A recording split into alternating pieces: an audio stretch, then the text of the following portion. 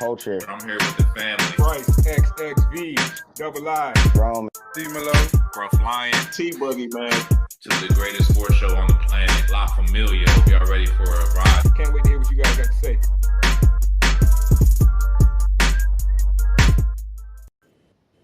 Yes, sir. You know what it is. Your favorite sports show is back live on the net. This is Gas Presents Sports for the Culture. I am tonight's host, as always, your boy Rome22 on all socials.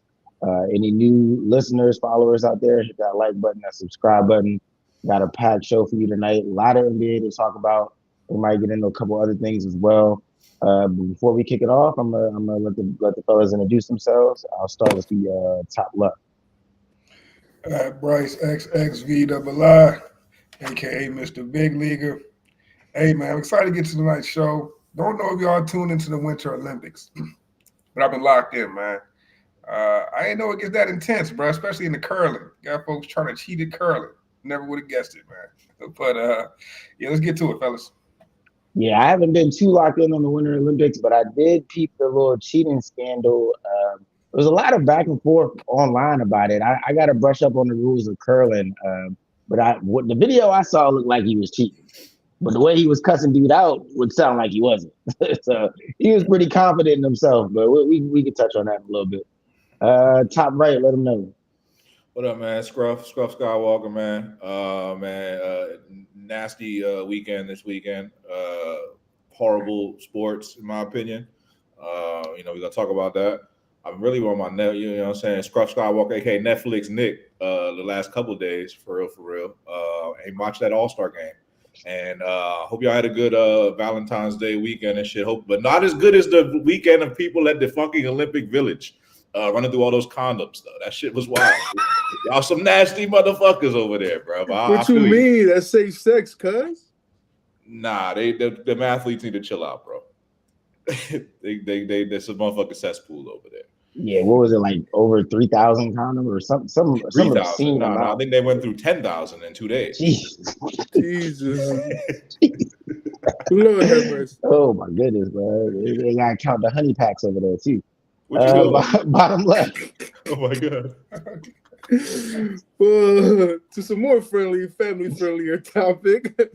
Hey man, I'm wow, I don't even know. Wow, bro. Hey man, the honey packs, if you know, you know. Yo, this is not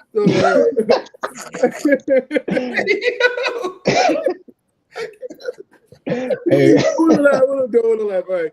What's up, ladies and gentlemen? Welcome to another great show of laughs.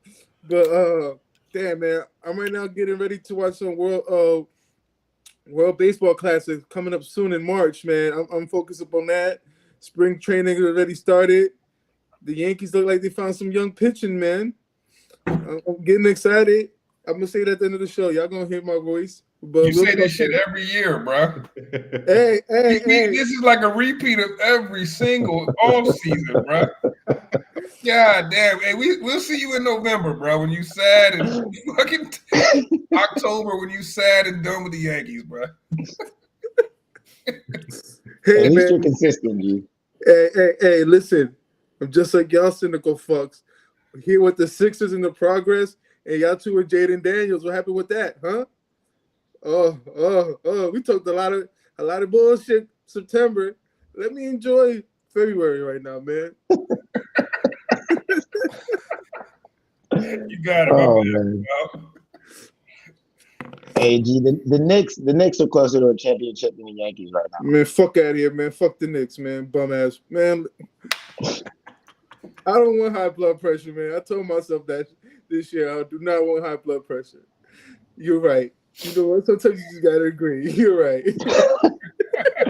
All right, let's start off right there, man, because there's a lot in the NBA I kind of want to get to. Scruff alluded to it earlier. Some bad balls over the All-Star break.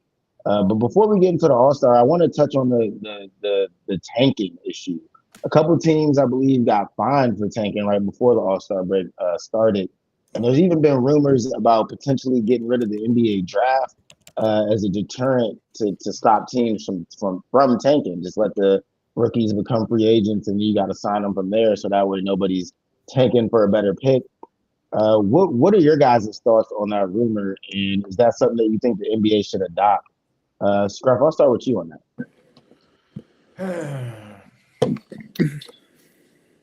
You know what, man? Honestly, the system is broken. Let's start with that. Because it's just, it's just, the NBA is anticipating what I've said last week, which is it's gonna be a lot of tanking. There's gonna be a lot of tanking. It's gonna get real nasty because this is the best draft we've had in a long time, bro. So it is what it is, man. And this shit's been going on for a long time for real, bro. So now they tried to change the lottery up a little bit, you know what I'm saying? And they were supposed to deter the odds a little bit. And the Dallas Mavericks did win that joint last year. They weren't nowhere near the top. So it's like, but at the end of the day, like, you still, probability is what it is. You want to maximize your probability. So what do you do about it? I don't think getting rid of the draft is the answer. I think that's really ridiculous. Getting rid of the draft is crazy. We've had the draft forever, right? And I think what you do with getting rid of the draft, I don't know what the economic playing field, it wouldn't be really level, right? Then you might end up in a situation where like the Lakers is getting everybody, or all these like high market teams is getting everybody, and the the low market teams is not going to really be able to get nobody. You know what I'm saying? So it's an issue. I ain't gonna lie. Bryce had a pretty good idea last week. He said we did do a little tournament at the end of the joint, and the winner gets that joint. You know what I'm saying? But everything comes down to interest, right? So it's like if you're on that team, like it's not as bad as football, right? Because it's like if you're the quarterback, you're gonna get replaced. Nah. But like in NBA, it's like there's always room for another baller on the team. You know what I'm saying? So that could actually work. But no, this shit's not the answer. Finding them is a good idea though. I thought that was pretty good. I think that's a deterrent. But at the same time, if you're gonna, you might be willing to eat that fine if it'll land you a franchise cornerstone. You pay that fine 10 times over. So I don't think that this is the answer at all. How do you fix it? I don't know. I don't know. I really don't. But you got to have the draft, bro. So I would agree with you on that. Yeah, I think it's too radical. That's exactly what I was going to say. Getting rid of the draft feels very radical. So it feels like a too far of a move to me. But I would also say that I don't know that finding teams is harsh enough. I think, like to your point, like if I just had to pay a one-time fine and I'm going to get the best player in the draft, I'll pay that fine twice. So, G-Man, what are your thoughts on tanking in the NBA? Has it gone too far, and how would you fix it? Well, I think tanking is streamlines from resting players when like the whole Kawhi Leonard shit, like when the Spurs were doing that, resting players and like sitting players down, benching players for alleged health reasons. And then now you have tanking as a part of it as well now. Like every sports have their tanking situation. The NFL, they look at when the NFL has it, like come end of November, December, like when you're hearing fan bases, well, you need to tank for a better pick. And you just end up playing well. When it comes to the NBA, I think you should set up like a tournament to like curve it a little bit, but the winner, instead of winning the number one pick, you get a better odds of getting the number one pick. This way is like, all right, you're not just waiting until come May just to play some good basketball. When like, all right, you still have to play basketball. The whole thing, this tanking situation is like you want your stars to play. You don't want to laugh at the paying customer on like, yo, you come in, you pay like look at tickets at Madison Square Garden. Like nosebleeds are like damn near $500. Like and that's like a part of the issue. You're laughing at the paying customers. We're like, yo, why aren't these stars playing? Because that's what your paying money is going towards, right? You don't want to see no bench warmers starting on the night you so happen to go take your kids. Let's say you go afford 3 tickets, you and your two children, or you and your spouse and your child.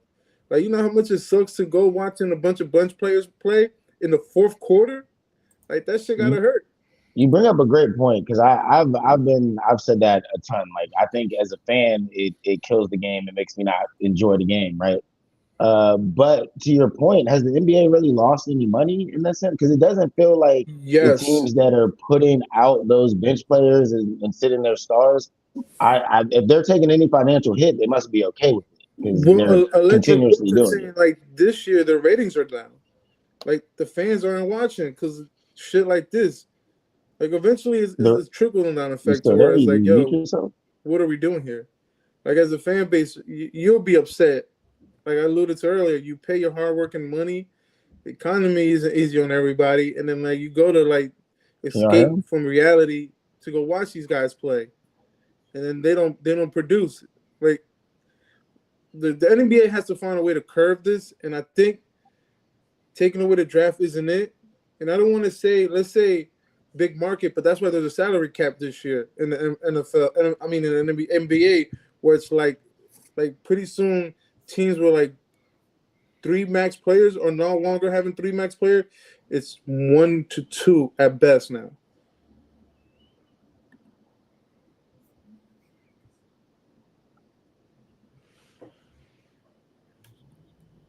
Oh, you muted yourself, Bryce. Shit, my bad. You good, bro? Yeah. Yeah, I feel like the whole tanking issue is interesting, right? Because I feel like the NBA has created this problem, and now they're blaming the folks for exploiting the problem they created, right? Hear me out, right? It's like, obviously the draft lottery was always a thing, right? I mean, it's been a thing for years, and we've all felt like the draft lottery was low-key rigged, but none of us can prove that, right? Now, like Scrub had mentioned a few years ago, they opened it up to more teams, right? Like the Mavericks won it last year against all odds, right? So now you're just encouraging even more teams to tank. Like, you know what I'm saying? If the Mavericks could have the, 8th worst record and end up with the first pick, why wouldn't teams that are out of the playoff hunt be trying to get into that range where they could have a shot at the first pick? Really, they just encourage more teams tanking by opening up the pool for more teams to get the number 1 pick. And now they mad at teams tanking.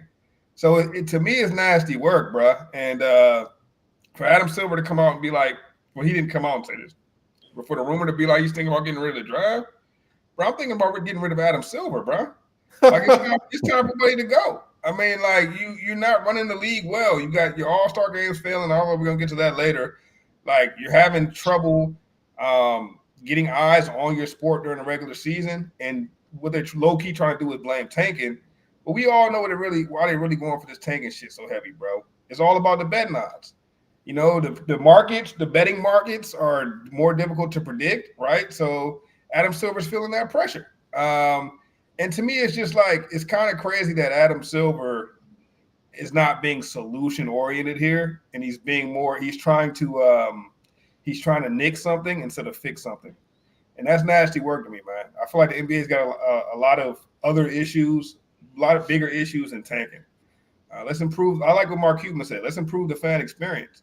Like, bro, a dad taking his son to a game that costs $350 for him to get into the door, he's not worried about tanking. He's worried about more affordable tickets. So why don't we work on that? You feel me? You look at if you got league pass, you're looking at games night in, night out, where the stadiums are 45% full. All right, well, why don't we work on the fan experience? Why don't we work on getting lower tickets? They worry about the wrong shit in the NBA. And I think that's why the product continues to suffer, bro. And I'm pointing my finger at the commissioner for that. I would argue that tanking goes hand in hand with that, though. Like, if as a dad, if I'm gonna pay $300 for me and my kids to go watch a game, I damn sure don't want to see a 3rd string or 4th string guy I've never heard of out there. You know what I'm saying? I'm supposed to explain to my son who this 3rd stringer is that nobody's ever heard of.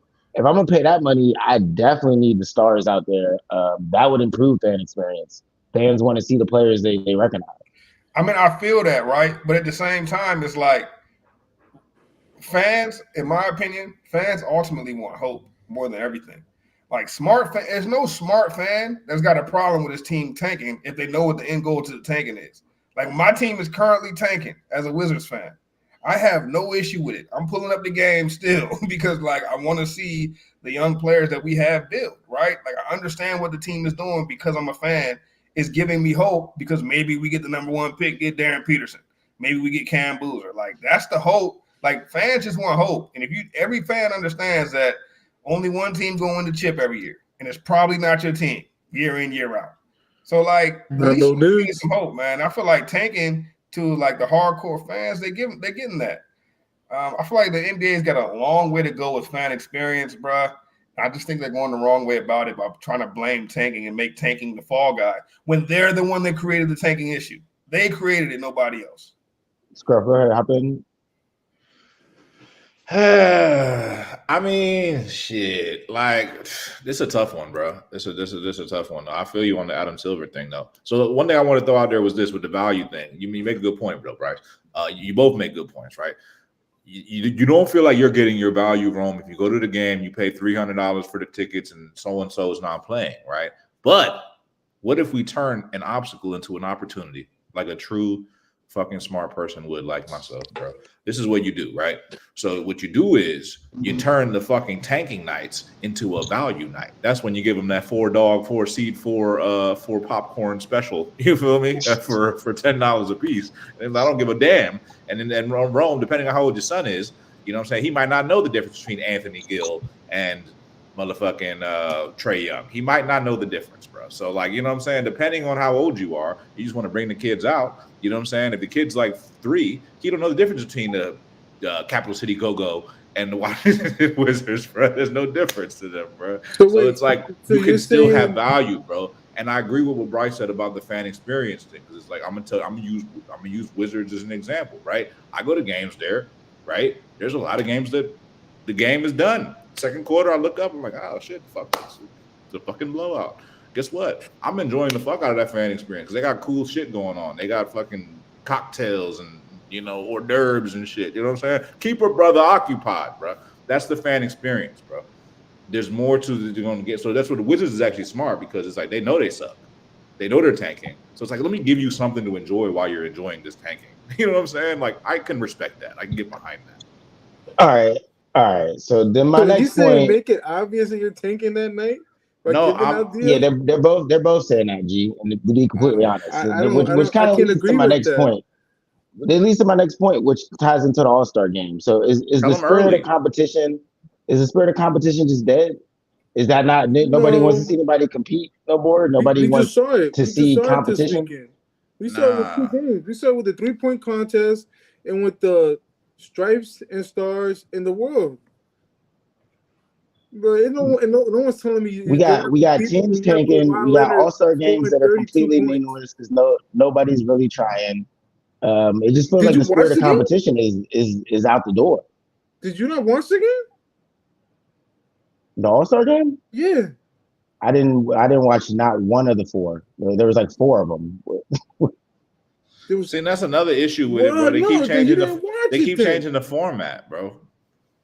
Oh, bro, they were playing. Like, Kawhi was playing defense. They were literally playing. Wemby was playing. Guys, from what I've seen, it was more one of the more competitive games they had in a minute. I would attribute that to Wemby and guys like Wemby actually trying to play defense. For real. Anthony Edwards had like 31 in one quarter. Kawhi was going nuts. 30, yeah, bro. Kawhi was looking like Toronto Raptors. All-Star weekend that sucks was 31 in one quarter. Every score I looked at, the score was like 30 to 27. Like, nah, bro. It looked like each game was a quarter. Yeah. Each game was 12 minutes. Each game was 12 minutes long. They compressed it a little bit more, giving them like, you gotta win now or you're just gonna end up losing quick. So guys were competitive. I give it to the old mans. When you have Kawhi and LeBron James, they weren't trying to lose to the world team. But bro, back on the tanking thing real quick, like the problem with the NBA is tanking is the only way to get better if you're a small market team. Like, how else are you going to get better, bro? You're not going to convince fucking LeBron James to come to your team. Bro, Kawhi literally won a chip with the Raptors and rolled out the year after. Like, you know what I'm saying? Like, if you're a smaller market team, if you're not one of those big 4 markets, and I would say that's probably both LA teams, the 2 New York teams, and shit, that's probably it for real. If you're not one of those 4 teams, it's going to be difficult to convince guys to come to your market because they're not going to be making all that extra bread on top, right? And it's all business at this point. So if you're one of these smaller market teams, like what else do you want them to do, Ron? You know, play hard all season and then end up with the 6th pick and end up with I'm not disputing. See, I can dispute that. Look at OKC. OKC They is a tanked though to good get team. there. And look at OKC tanked. the Pacers. And I was They tanked, watching they tanked to get there. OKC bench But Shea and look at the Gilgeous-Alexander for 25 games to end seasons. And now OKC is one of the main teams mad at the Jazz for tanking. It's nasty work, bro. It is what it Nah, is. I'm Look not at the saying that. Pacers. Look what the Pacers got from the Kings. I'm not saying that tanking isn't the best way for a team in the NBA to get better. I'm saying that as a fan, that's a terrible product to put out year in and year out. Like to your point, tanking has just grown more and more each season. They opened up the lottery and tanking expanded. So when do we stop the tanking? If half the teams in the league are tanking, half the teams, like you said, only one team's going to win a chip. So my beef with tanking is your team could potentially tank year in and year out just to still be middle of the pack. There's a very easy way to fix it, to be honest, because it's like the biggest reason why people tank is because it benefits them to lose more games because they get a better draft pick. If they change that, then they change everything. You know what I'm saying? How do you do that though? Probably the tournament thing. That's probably the only thing I can think of. You just got to make it so that the most losses is not going to benefit you anymore. That was my original idea, and I think that could work. But the more I think about it, right, and Rome, I mean, I feel where Rome's coming from, right? The problem with the NBA standings, right, is that those last, 4 teams in each conference really have no shot of doing anything, right? And then they introduced this play-in tournament, which was low key. The more I think about it, low key that was to quell tanking a bit, right? Because you got more teams, you got more lower seed teams with a shot to make the playoffs. But the problem, even with the play-in, right, is you get 1 or 2 games to play yourself in, and then you have to go against the fucking 1 seed and get 4-0 real quick. You know what I'm saying? That's not true. But look at Miami. Well, yeah, I mean, every once in a blue, right? Something may happen. But that's my point is, you really got no shot. In recent years, most teams have had no shot of advancing. What they should do, in my opinion, the more I think about this, open it up for 2 more teams, bro. Take make it 10 teams make the playoffs, automatic bids, bro. Right? Or make it 12 teams make the playoff automatic bids. Only, 4 teams miss out on the playoffs. And make that first round just a 4-game or a shorter game series in 7. Make that first round a fucking, 3 games. A 3-game series. Yeah. 2-game series, whatever. 3 best out of 3. And you know what's gonna happen, bro? You're gonna have some 8 seeds upset some 1 seeds. See, because the reason why teams aren't tanking all crazy in the NFL, bro, is if you make that very last wild card and you get in that bitch at 7-10, or we've even seen 6 and 10 get in back in the day, right? If you just so happen to do that, you might still knock off that 1 seed because it's quote unquote any given Sunday. But basketball doesn't really have that same feel. And the only way you can really eliminate the tanking, in my opinion, is if everyone kind of has a shot to make the chip at some point. You know what I mean? And maybe that's what it needs. Maybe that's what it's going to take. It's good. I mean, I think what the NBA needs is more parity. I think the teams that are tanking, like you said, they have no shot against some of these more top tier teams. I think if you find a way to even out these rosters more and let these teams actually be competitive, maybe they won't feel the need to tank because maybe they'll feel like, oh, we could actually sneak in the playoffs and steal a game. But to Bryce's point, it doesn't feel that way right now.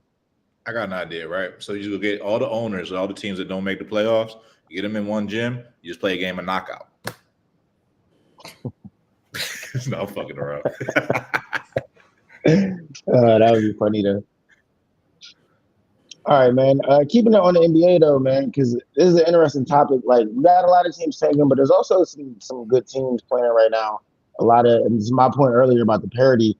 We do have a lot of younger players on the come up right now. I believe that the young dudes did beat the old dudes in the NBA. I don't know what the teams in the All-Star game are called. But my next question, man, is who is the next face of the NBA or the current face of the NBA in y'all's opinion? Scruff, I want to start with you on this because I know you're locked into the NBA. So, like, if you had to pick a guy, like who you picking? I'm so sick. I'm so fucking sick of this question, bro. And I already know what your angle is. You know what I'm saying? Like, I know what your angle is, Rome. You want me to say Anthony Edwards because he just won the fucking, like, so original. I don't think you would pick Anthony Edwards. That's why I started with you. No, obviously, I'm not gonna pick Anthony Edwards. But you know, cool, having fun. I like the kid a lot. You know, he's out there having fun. He was humble. No, he's not really humble, but he was surprised to win the award. It was cool. I mean, there's only one answer for this, bro. The face of the league is Wemby, the future face of the league. You know what I'm saying?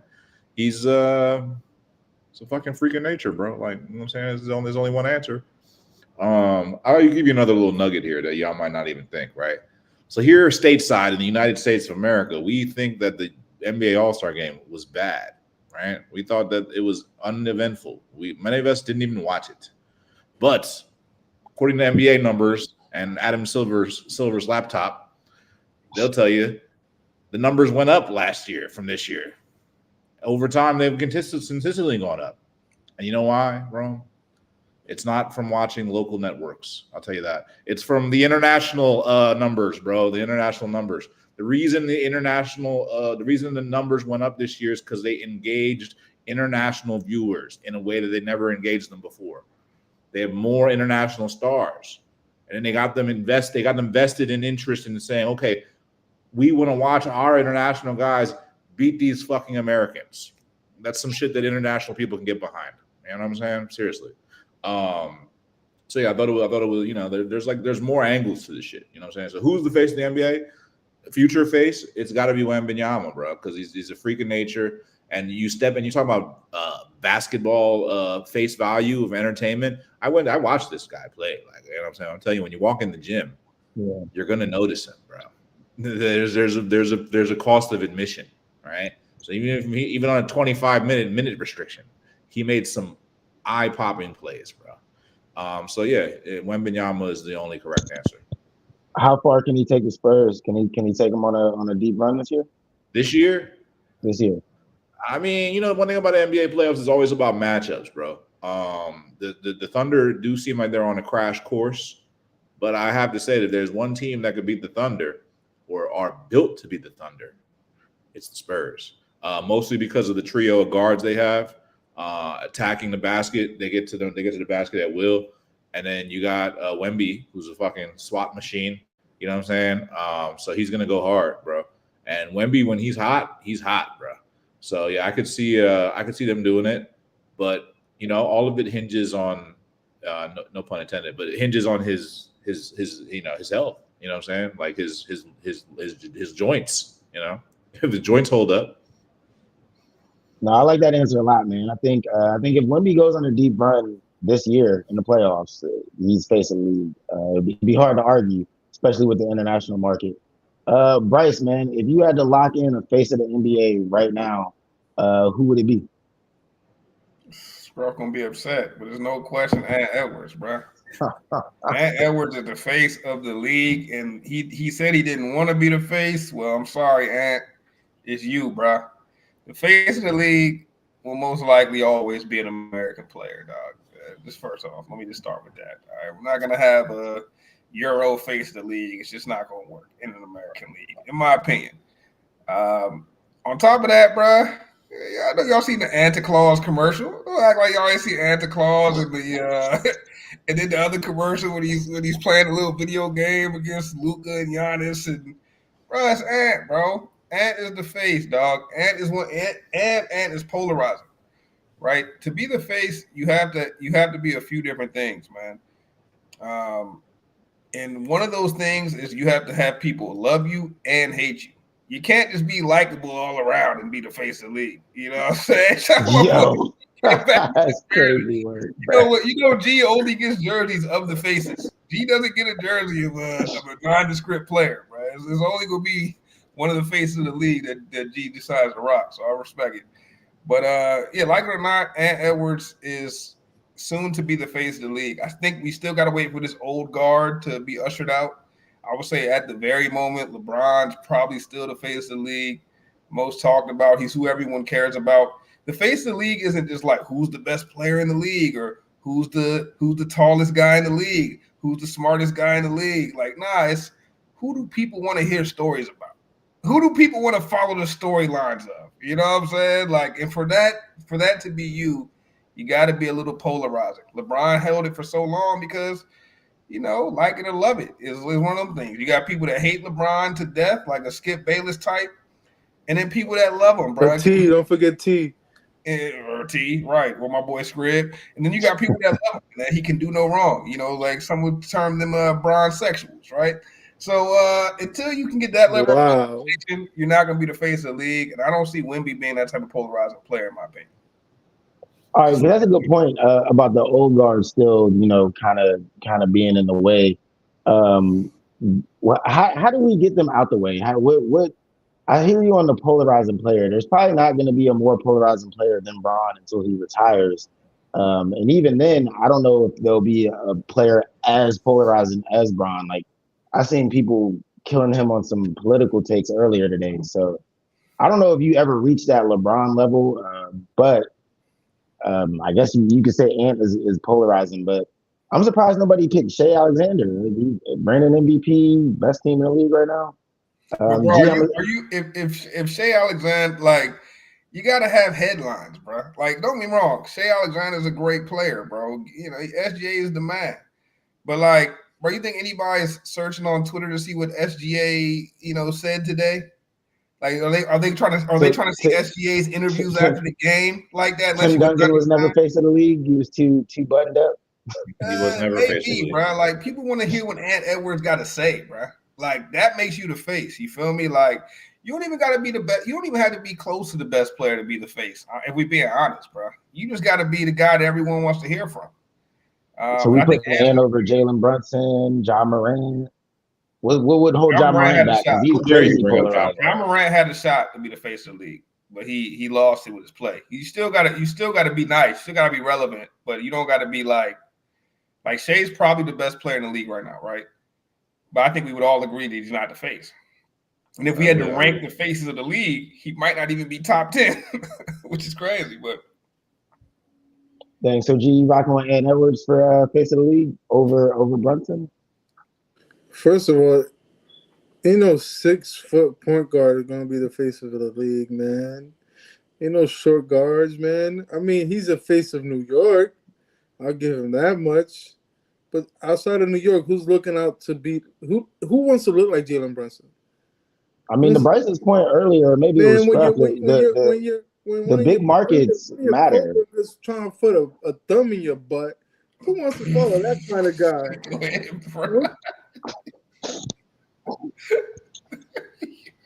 You want Jalen Brunson to be the face of the league? Man, didn't even Listen, man, to each their own, man. You got the right to do what you want to do in your private place of home. But the moment you let your mans put a thumb in your butt and you don't even do nothing about it but look at him like, yo, why you do that, bro? Like, nah, bro.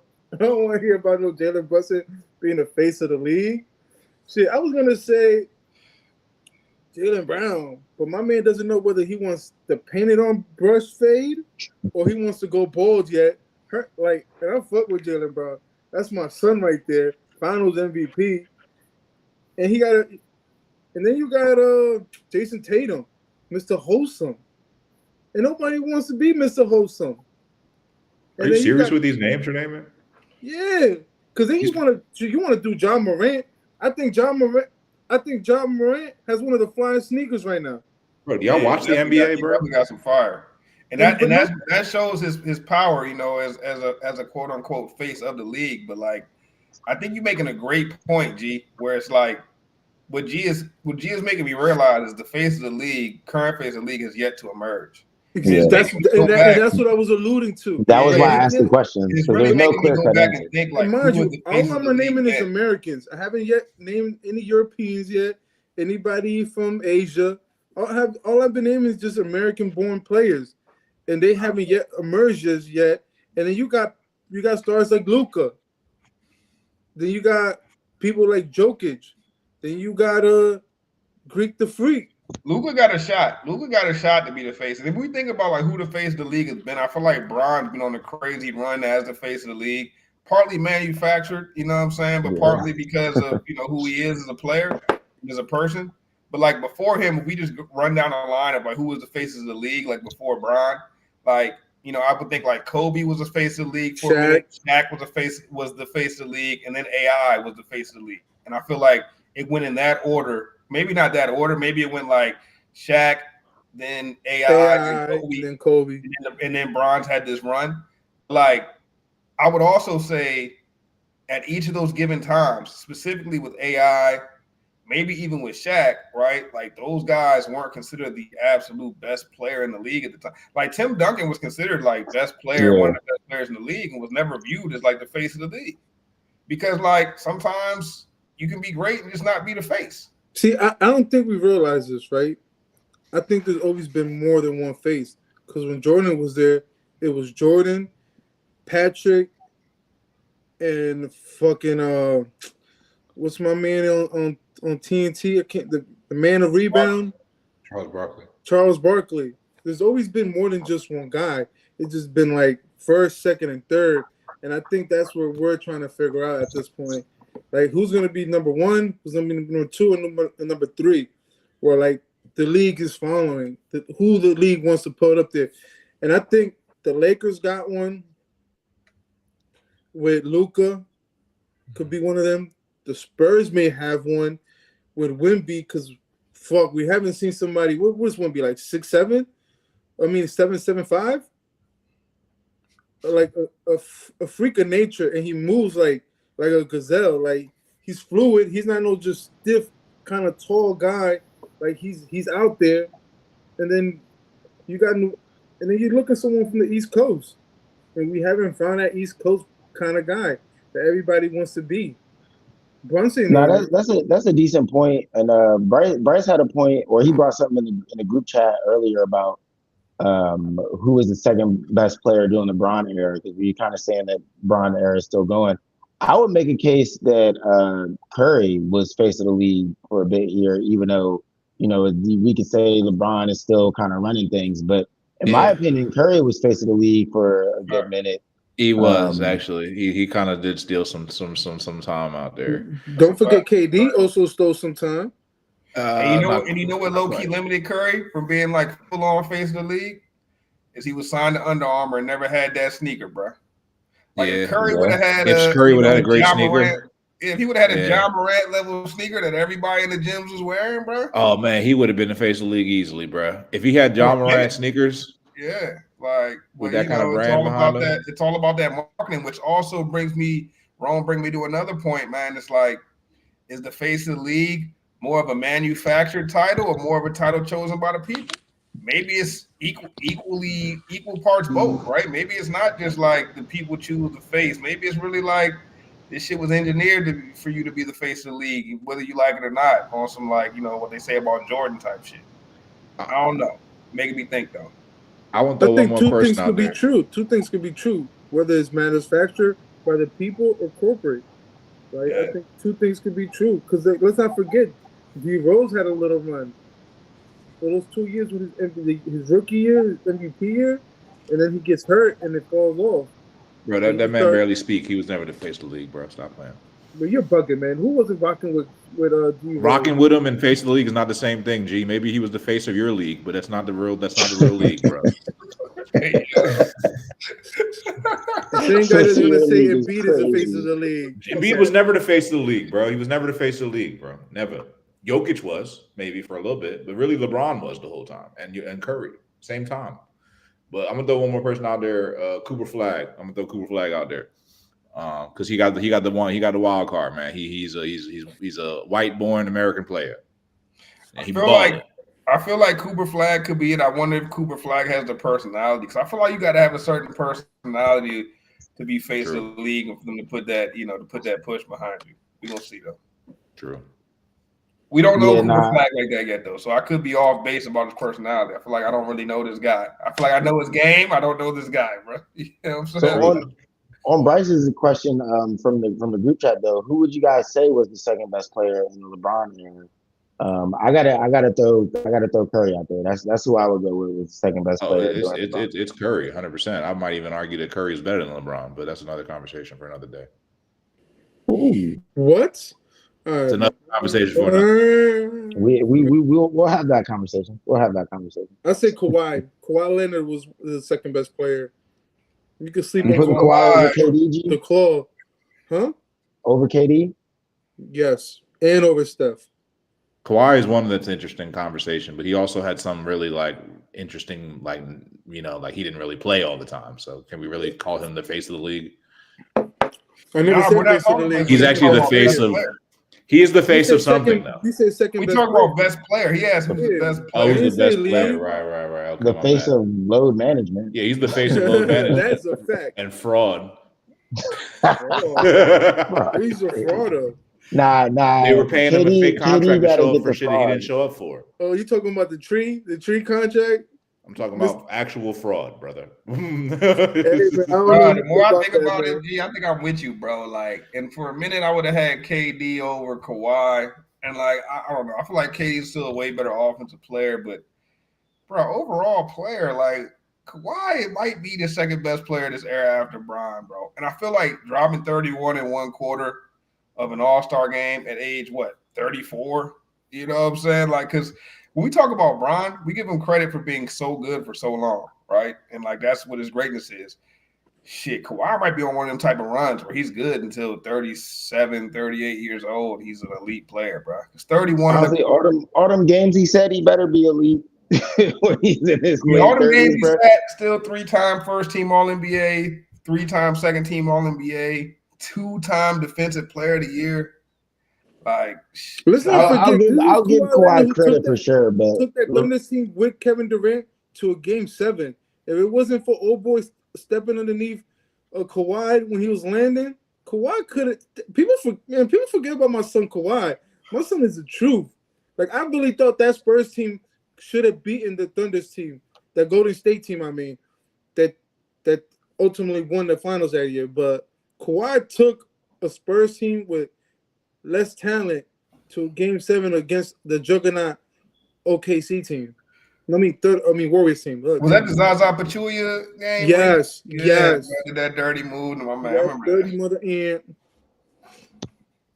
Crazy work. all right, let's keep it pushing though, because that's some shoulda, coulda, wouldas. But let's focus on this season, and All-Star game's over. So let's focus on who's about to make a run. I'll start with the Eastern Conference real quick. Looking at the teams that would currently be in the play-in, we got the Magic, the Heat, Charlotte, and Atlanta.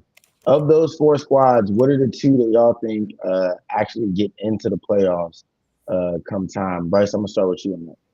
I'll run through those teams one more time. We got Orlando, Miami, Charlotte, and Atlanta. Miami, Orlando, Charlotte, and Atlanta. All right. Go ahead and take Atlanta out of there. Off the rip. Yeah, that shit hurts me, bro. Off the rip, That bro. shit hurt me. I will say that Charlotte has been impressive since they started playing LaMelo Ball, Con Knipple, and Brandon Miller all at the same time. Why they ever had LaMelo coming off the bench or them weird-ass experiments they were doing, not playing him in the 4th, all that strange shit, man, set them back a little bit. They could have got to this point sooner. But I think Charlotte's really developing something nice. And if you look at, like, some of the advanced metrics, with those 3 on the floor, they've been the best team in the NBA since they started playing that lineup consistently. So LaMelo stays healthy. I don't see how Charlotte's not a playoff team and making some noise. And then it's hard for me to count out Miami, bro, just because it feels like they always find a way to be relevant when it's all said and done. Norman Powell's an all-star. You know what I'm saying? Like, damn, Miami, nobody gets more out of less than Miami.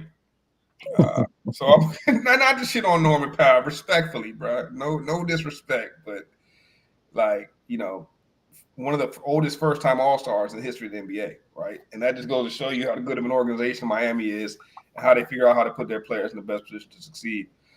So give me Miami and give me Charlotte.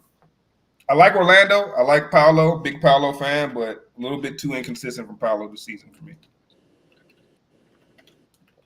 All right, Scruff, I'm gonna ask you the same thing, but I'm gonna give you the Western Conference teams. So currently, the 4 teams that would be in the play-in are the Suns, Golden State, Portland, and the Clippers. Of those 4 squads, who do you think? Which 2 do you think are in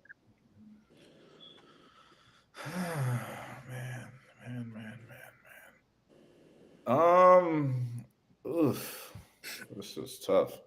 I gotta say the Suns, man. The Suns is playing way better basketball than those other teams. Quite honestly.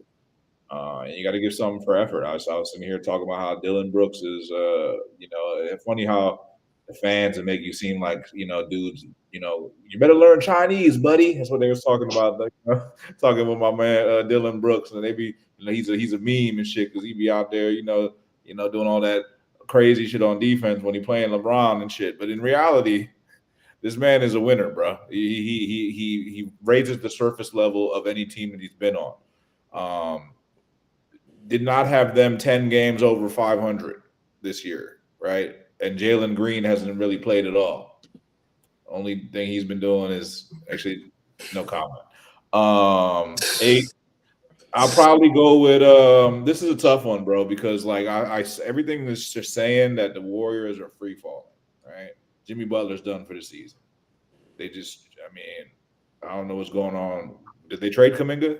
Yeah. Yeah, they finally traded Kuminga, thank God.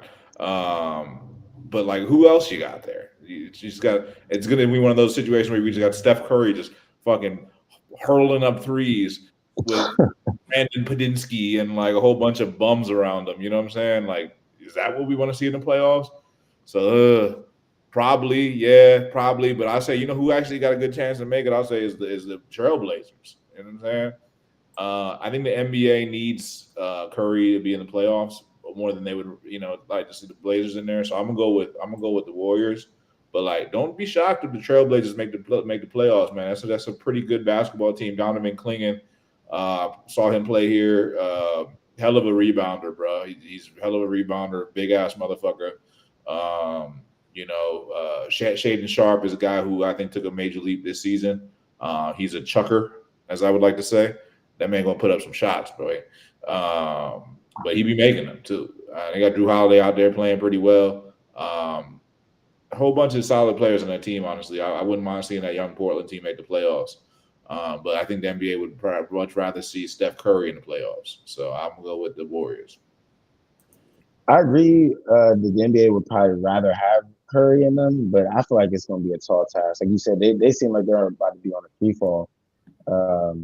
But I'm excited for the lead up to the playoffs. I always love the NBA playoffs, one of the best playoffs in all of sports. G, man, I'm gonna ask you, who's a sleeper right now? Do you think in the NBA, like a sleeper team that we should be looking out for? Like that's in the playoffs?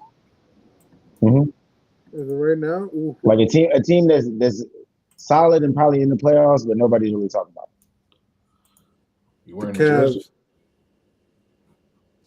Yeah, I was trying to lay you up for the Timberwolves there. Give me the Cavs or the Sixers. If Embiid is healthy, I think he'll give the Knicks a run for their money. Yeah, the Sixers are actually a good one. That's the series that I'm looking for to watch. Sixers versus the Knicks. If the standings are correct, I think they'll face each other in the first round. The way it's lined up now, they would. Things obviously could change from now and then, but yeah. For me, the Sixers, man. I don't think Cat is the answer for Embiid, and Mitchell Robinson. He's like Hacker-Shack Robinson at this point, right? And that's the way to go. If you're the Sixers, I think we're not talking about. And then the rookie. Like the rookie that they drafted, like the rookie that a lot of people were scratching their heads. They're like, why him? I give me the Sixers for the East, and for the West, I got the jersey. Yeah. My man has been in the Western Conference Final. What is it, like 2 out of the last 3 years? It's funny because Bryce said Ant's the face of the league, and I feel like it's been a quiet season up until the All-Star game. Like, it's like this All-Star break hit, he started cooking. Now everybody is starting to mention Minnesota again, and I'm like, y'all ain't really been talking about them all season. So we'll see. I mean, he's been the legit. His squad has been legit. The only squad that's been taking care of Jokic. Like, he's not afraid to play against the Nuggets. I mean, the only team that I think they'll have a tough time will be against the Thunders, but shit, the Spurs are giving everybody the blueprint on how to take care of them. Nah, that's a great point because that kind of leads me to my next and final question in the NBA. I want to get y'all's early MVP thoughts. And G just mentioned Jokic. I believe he's averaging a triple-double right now. Again? Even though the Nuggets aren't the best record, so I don't know how. He We was out talk a for lot hella about long, bro. NBA MVP on this show. You got to have the record. You got to be one of the best players in the league. But Bryce has also mentioned about having a moment. Typically the NBA picks a guy who's had a moment in the league. So who fits that criteria so far this season? Jump ball on that. Give me Jaylen Brown, man. The squad that we thought wasn't going to be who in the right mind said Boston was going to be what? What are they, like second in the East? I believe somebody on this show has said that exact thing. I said that literally. But I said they were still going to be one of the top 3 seeds in the East without Jason Tatum. I'll cut the tape up. I'll find it. Please.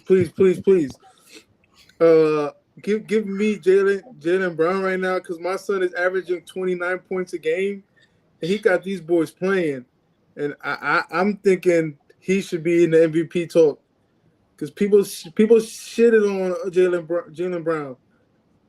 They was like, yeah, these guys. I remember T saying, man, he ain't that kind of guy. He ain't an all-star. He ain't that. He was a joke. He was Robin. He was Robin in Boston. My man's actually Batman. Personally, I would give it to Ant-Man over the guy you're calling Batman. That's my opinion, though. I like Jaylen Brown, but I don't think he's in this MVP convo for this year. No, he's not, bro. We're talking about the MVP, bro. You talking about Batman? He's not even Aquaman. All right, come on now. Let's be serious, bro. Let's be serious, bro. There's levels to this shit, bro. He's not Batman. He's not Robin. He's not even. You know what I mean? He's not even in the Justice League. All right. So he's Ant-Man. No, that's actually somebody else already. So never mind. But yeah, the MVP is Shai Gilgeous-Alexander's only answer. It's the only acceptable answer. No, it's not. Yes, it is. Yes, it is. Since you like stats, you love stats so much, bro. He's only averaging 2 more points. Okay. All right. They have the best record in the West. Nobody gives a fuck about the West, man. Nobody gives a fuck about the team that won the championship. They're still in pole position, but he's not the MVP. He's not the MVP. He's having like equal season as last season, if not better, but he's not the MVP. No. You're going to give it to the guy with fill-ins in his hair.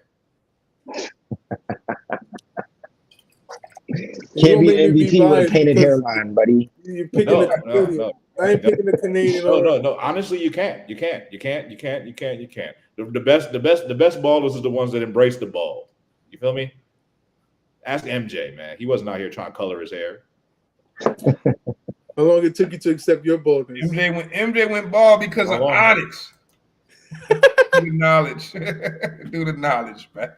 Hey, I got one I can throw into the ring here though, man. And I've got a strong conviction about this one. Nikola Jokic is the MVP, bro. All right, what Jokic is doing right now is probably one of the most impressive NBA seasons. And it's somehow going under the radar. Hey, here you go. He's not a face. He's not the face, But if he was the face, it'd be no question that he's the MVP. Now, I get the one pushback you could say is he's been hurt this season. Has only played, I think, 40 games. But if you look at the stats, bro, your man is leading the league in rebounds, leading the league in assists, and is like second or third in points, bro, averaging 28.7. What are we talking about here, bro? Your man is averaging a triple-double while leading the league. He's 7 in points. Seventh? Yeah, 7. All right, so 7. Still top 10 in points. Though. Leading the league in rebounds and leading the league in assists from the center position. And not only that, bro, he's shooting the best splits of his career. Right now, he's shooting 59% from the field, bro. Wait for this. 42% from 3. And he's shooting more threes than he has pretty much for his entire career. Yeah. So, like, what Jokic is doing right now is ridiculous, man. Hey, I know we was talking about, like, who's the best player talk a minute ago, second best player after LeBron. Bruh, I don't know if Jokic won't end up being the GOAT when this shit is all said and done. But he's the only player, in my opinion, active player out that's not of the old guard that has a shot to go down as the GOAT of basketball. He might be. I mean, he's really good. I had him as my MVP last year over Shea. I thought he should have won it because it's. I think last year he ended up with like it's basically the same stat line from last year. I mean, if we were going He's strictly like off stats, triple doubles away from catching Russell Westbrook for all time, bro. yeah, He might catch Russ this season. He's gonna catch the all-time triple double leader, bro. Nah, for Bro, real. let me tell you how many. 'Cause it's a little more than 6, bro. But he's like on pace to possibly catch Russ this year. Bro, as a he's probably gonna center, catch him this year. He's 23 triple doubles away from Russell Westbrook, though. as a So if center, he gets his average for the rest of the season, he's gonna catch Russ. Yeah, but he's something center, else, bro. You fucking can't even classify him just as a center, bro. He's one of a kind, bro. And I'll but tell you this, that's the point. we talking about if he's doing this. yeah, I'm saying if we was gonna do MVP just strictly off of stats, bro, he probably would have won that shit the last 5 years in a row, bro. He passed Oscar Robertson, bro. I'm serious. Like if this was NBA 2K, he would have won that shit unanimous. He said NBA 2K, like simulation. You know what I'm saying? Like a simulation, not some shit that's manipulated by people in the media. Yeah, I mean, I agree. Jokic, when you look at the numbers, look, they win games. It's not like they're a bad team on top of it. Like it's hard to not. It's hard to not put him in the you can hear in that category. But I don't know, man. Are we unanimous then? Do we think Jokic, or are y'all still sticking with your picks on that? Because I kind of think Jokic, too. No, I'm sticking with SGA. But if I wanted to go step on my soapbox for a minute, but the stats just wouldn't allow me to. Cade Cunningham was worthy of a conversation. But I looked at the numbers and I just couldn't stack those numbers up against Jokic's in good faith. Yeah, when I first thought about asking this question tonight, I was definitely leaning towards Shea myself. But the more I looked into it, man, and Bryce kind of just laid it out there, like it's hard to vote against Jokic for that. And I know it's a regular season award, so I guess you kind of got to lean Shea a little bit because they do got the best record, but Jokic didn't play as many games, so it's like it's tough. It's tough. I think it comes down to those two.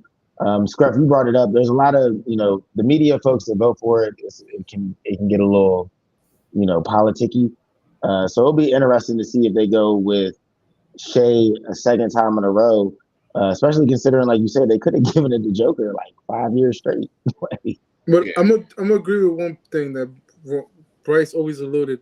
There has to be a defining moment of the year, and until one of these picks that we all pick does that in the next coming 2 months, I don't think it's going to be a unanimous MVP. I think it's going to come down to the wire.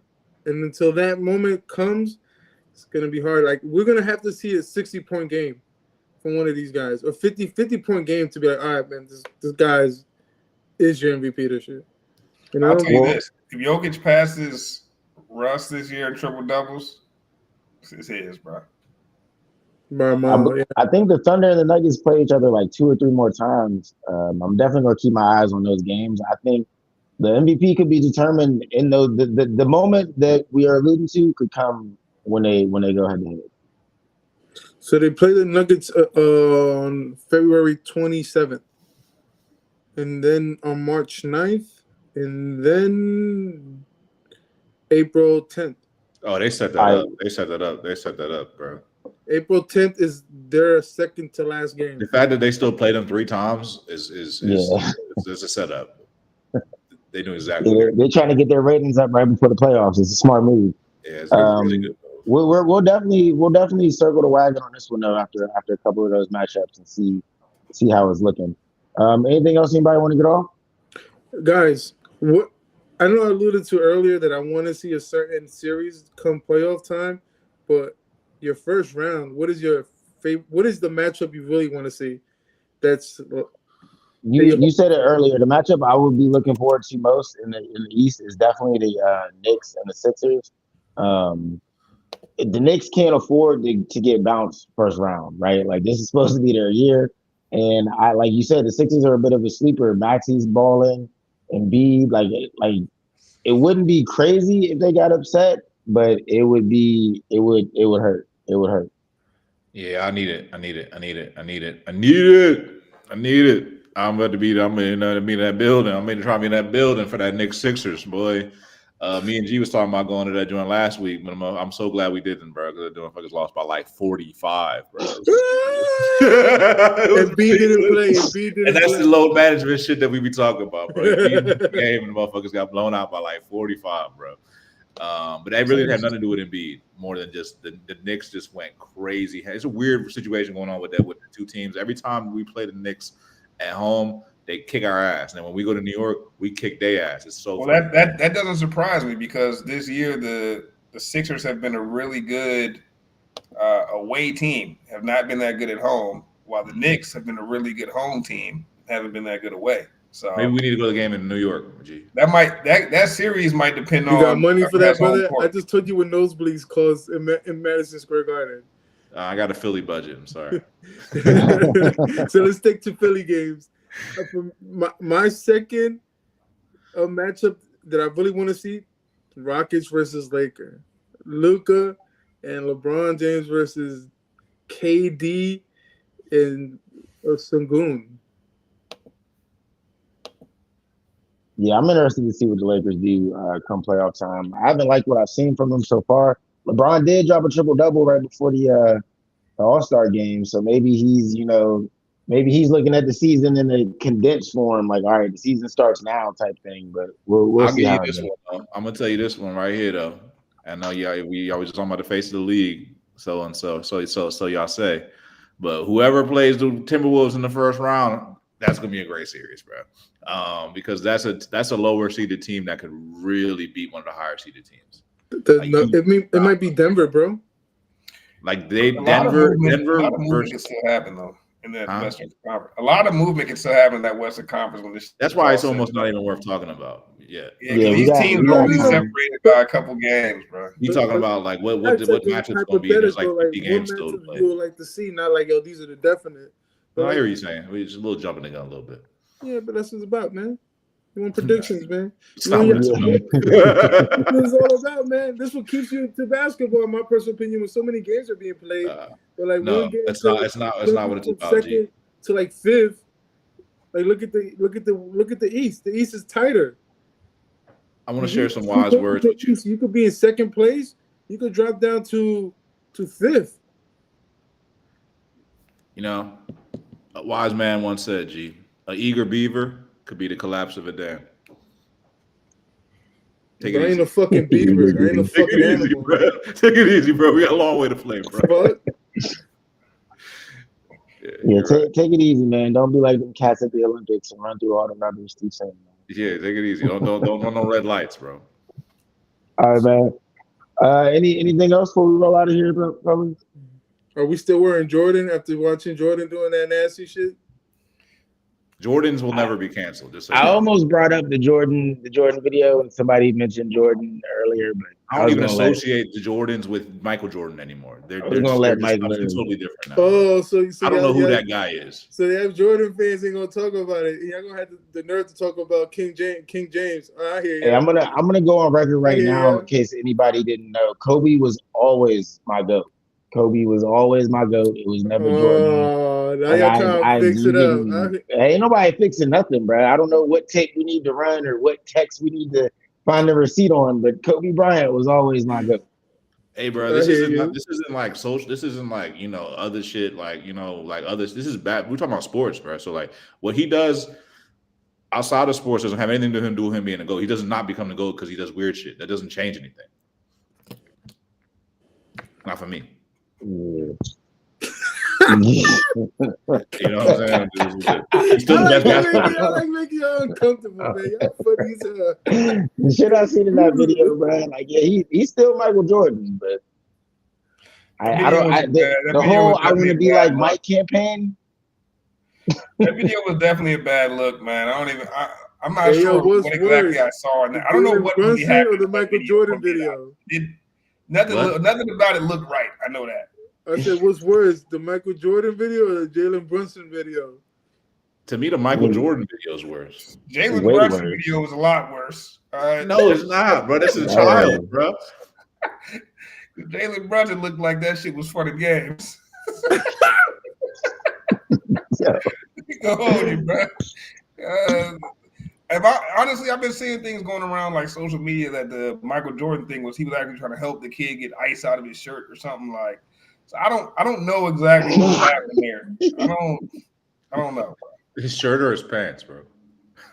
Whatever it was. He was trying to help him get Yo, ice. that little boy did not look like he was cold, dog. He trying to get ice out his shirt. Come on, bro. I'm just telling you what was circulating, bro.